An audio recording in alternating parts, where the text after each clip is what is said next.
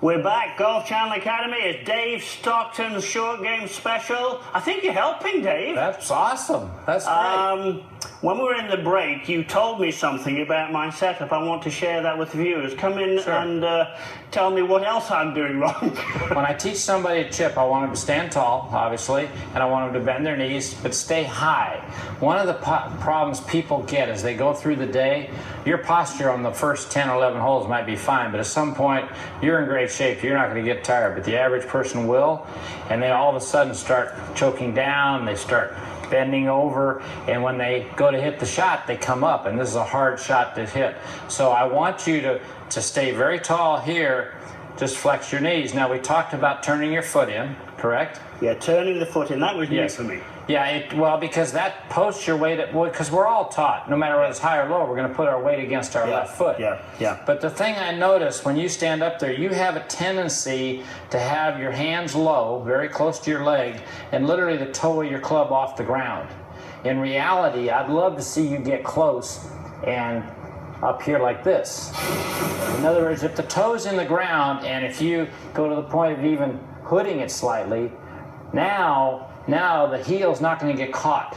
Did not know this. I'm going to dress it off the toe. I'm going to lift the heel off the ground. Yes. Now, because I closed the club a little bit, I'm going to aim just a little bit to the right. Yes. Okay. And that feels... Now, turn your foot. Turn my foot. Be a good student, Martin. Be a good student. Here we go. And that really feels very different.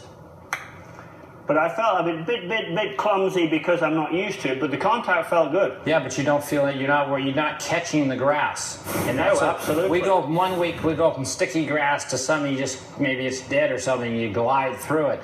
But that right there, you wouldn't have had any friction at all with the ground. I'll tell you what that was. That's a Stockton secret. That's what that was. That's one of them. Now yes. let's just flip flop round here. You talked about standing tall. Show that to me one more time, Dave. If we just let me swap. Yeah. The standing tall part, I know we've been together before, and it's something you feel very strongly about, both on the green and off the green, isn't it? When I played, one of my habits would be to come into the shot, and I'm ready to hit it. I'd shake my shoulder to stand as tall as I could possibly stand. Now this stays quiet, and this lets me hit the shot that I want. So it's a totally different feel. It's an extremely hard shot. As you get tired and you get just down a little bit, that means as you go to hit this shot, you're going to come up, and it's hard to let your hands go to the hole as you're coming up. It just doesn't work. Let me see you here one day. Let me see how it should be done. I've put my token effort in there. Let me see the expert at work.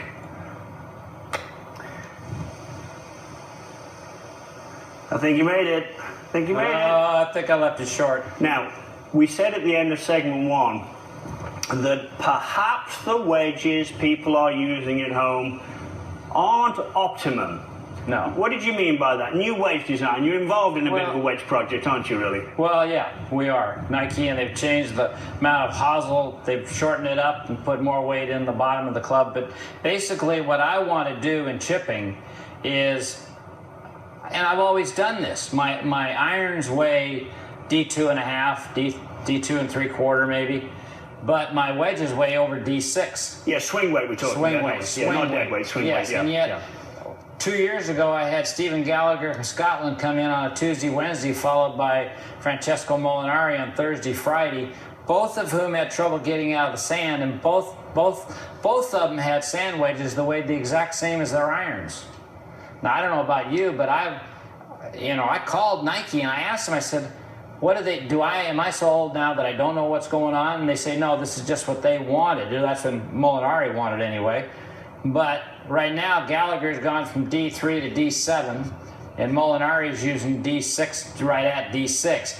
I've always had a heavier sand wedge to get me through the heavy rough and around the greens. I have more feel with my hands.